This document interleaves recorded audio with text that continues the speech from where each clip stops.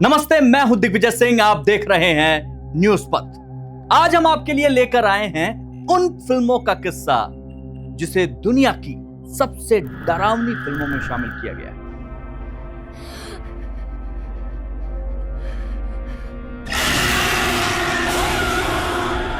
इनमें से किसी को 46 देशों में तो कुछ फिल्मों को 50 देशों में बैन किया गया। सबसे बड़ी डरावनी फिल्म ऐसी फिल्में जो सिनेमा घरों में आप जाते ही दिल की धड़कनें बढ़ा देती। ऐसी फिल्में जिन्हें तमाम देशों में बैन कर दिया गया। इन फिल्मों में एक ऐसी भूतिया फिल्म जिसने इस कदर खौफ पैदा किया कि 46 देशों में उसे बैन करना पड़ा। ऐसी फिल्मों को देखने के शौकीन हैं तो फिर ऐसे किस्से कहानियां भी आपके बहुत पसंद वाली बातें होती होंगी। तो इस सफर में साथ मत छोड़िएगा, साथ चलते रहिएगा। आपके दिल की धड़कनें न बढ़ा दी तो फिर कहिएगा क्या। दुनिया की सबसे डरावनी फिल्मों का जो खिताब मिला है, डरावनी फिल्मों में भी सबसे डरावनी, द एग्जॉर्सिस्ट को। आज से करीब 52 साल पहले विलियम फ्रेडरिक ने एक फिल्म बनाई, द एग्जॉर्सिस्ट, दुनिया की सबसे डरावनी फिल्म। साल 1973 में जब यह फिल्म रिलीज हुई तो लोगों को डराने में इतनी कामयाब रही कि लोगों की रूह तक कांप जाती थी। यह फिल्म किस हद तक लोगों के दिल और दिमाग को झकझोर सकती है, इसका अंदाजा सिर्फ इस बात से आप लगा सकते हैं कि इसके ट्रेलर को भी बैन कर दिया गया था। यह फिल्म एक छोटी लड़की पर भूत प्रेत के साए की कहानी है, जिसके लिए उसकी मां 2 कैथोलिक पादरियों को लेकर घर आती है और उसके बाद उस भूत से कैसे उसे बचाया जाता है, ये वो कहानी। इस फिल्म के लिए कलाकारों की जो कास्टिंग हुई थी उसमें दिक्कत आई। कहते हैं शूटिंग के दौरान बहुत सारी दिक्कत आई। रेगिस्तान और ठंडे सेट पर इसे फिल्माया गया और शूटिंग के दौरान कई कलाकारों और क्रू में मेंबर्स थे, उनकी मौत हो गई, लोग घायल हो गए। और जो ये असामान्य दुर्घटनाएं हो रही थी उससे शूटिंग में दुगना समय लगा, बजट से 3 गुना ज्यादा खर्चा हुआ। और शूटिंग के दौरान जब लोग मरने लगे तो इस फिल्म को ही अभिशिप्त मान लिया गया। द एग्जॉर्सिस्ट 26 दिसंबर 1973 को अमेरिका के करीब 25 थिएटर में ही रिलीज हुई थी। बड़े मिक्स्ड रिव्यूज आए थे और ठंड थी बहुत ज्यादा उस समय और लोग लाइन लगाकर इंतजार कर रहे थे। और जब पिक्चर देखने लोग गए तो पिक्चर हॉल में लोगों की तबीयत बिगड़नी शुरू हो गई। कुछ तो बेहोश हो गए, कुछ ने वहीं वॉमिट कर दिया, कुछ के साथ सेरेब्रल एंजियोग्राफी की समस्या होने लगी।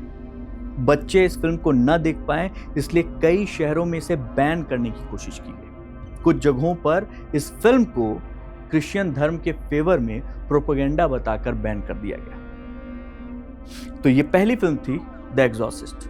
दूसरी फिल्म, उसका नाम है फेसेस ऑफ डेथ, जिसने दर्शकों को, उसकी रूह को भी कांप दिया। जॉन एलन शॉर्ट्स, इन्होंने डायरेक्ट किया था। फेसेस ऑफ डेथ इतनी डरावनी फिल्म थी कि अकेले देख पाना किसी के लिए भी मुश्किल था। साल 1978 में यह फिल्म आई थी और इसमें कई ऐसे सीन हैं जो लोगों को विचलित कर सकते हैं। 46 देशों में तो पूरी तरीके से यह बैन था।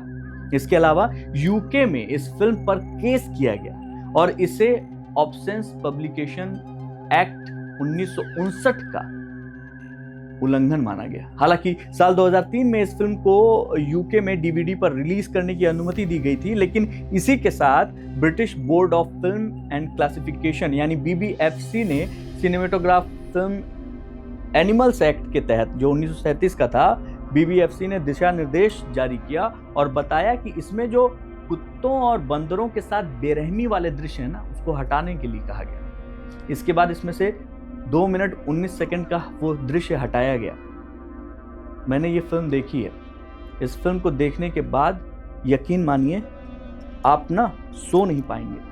आपके अंदर ना वो कुछ ऐसे सीन हैं जो आपके दिमाग में इस तरीके से घूमते रहते हैं कि आप डर आपको परेशान नहीं करता, वो पर्टिकुलर सीन परेशान करता है। तो ये थी दूसरी फिल्म, फेसेस ऑफ डेथ। ऐसी ही एक डरावनी फिल्म, तीसरी फिल्म जो 1980 में रिलीज हुई थी, इसका नाम था कैनिबल होलोकॉस्ट।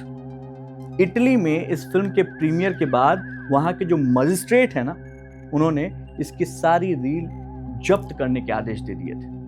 कहते हैं फिल्म की कहानी और इसके बनने की कहानी ये भी सिहरन पैदा कर देती है। फिल्म में हिंसा का जो सीन है उसको वास्तविक दिखाने के लिए सच में डायरेक्टर ने एक्टर्स से कैमरे के सामने जानवरों की हत्या करवाई। बताया जाता है कि इसमें कुछ ऐसे सीन थे जो कि रियल बताए जाते हैं।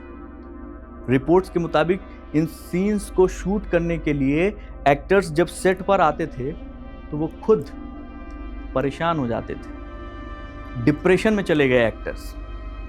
इसमें करने के बाद से एक्टर अपने आप से नफरत करने लगे थे। जब ये फिल्म रिलीज हुई तो 10वें दिन इसे बैन कर दिया गया, सारी रील्स जब्त कर ली गई। इसके कुछ मर्डर सीन्स इतने रियल थे कि डायरेक्टर्स पर एक्टर्स की हत्या के आरोप तक लगे। गिरफ्तारी भी हुई क्योंकि फिल्म की शूटिंग के बाद कुछ एक्टर्स थे जो गायब थे। फिल्म 50 देशों में बैन की गई, लेकिन अगर कमाई की बात की जाए तो यह फिल्म अपनी लागत से 2000 गुना ज्यादा अधिक कमाई की गई थी। ये तीसरी फिल्म थी। चौथी film, classic horror the Texas chainsaw massacre, रूह कपाने वाली फिल्म। इस फिल्म में एक सनकी आदमखोर फैमिली की कहानी को दिखाया गया। एक लड़की अपने 4 दोस्तों के साथ पेट्रोल पंप पर जाती है, वहां पेट्रोल नहीं मिलता है, लेकिन उसके पास एक घर है। उस घर में ये लोग चले जाते हैं। यहाँ इंसान की चमड़ी से बना एक मास्क पहने लेदर फेस लड़की के 4 दोस्तों को मार डालता है। फिर टेक्सास चेनसॉ मैसेकर को शुरू में British board of film sensors के सचिव थे उस समय स्टीफन मर्फी, उनकी सलाह पर प्रतिबंधित कर दिया गया था। जब ब्रिटिश ने इसको बैन किया तो उसके बाद से ये जो चेनसॉ शब्द है, इसको इस टाइटल को ही बैन कर दिया गया था ताकि लोग इस तरीके की फिल्म इस टाइटल को यूज ही ना कर पाए। आज भी जब हॉरर फिल्मों की चर्चा होती है तो इन टॉप 4 फिल्मों की चर्चा 100% होती है।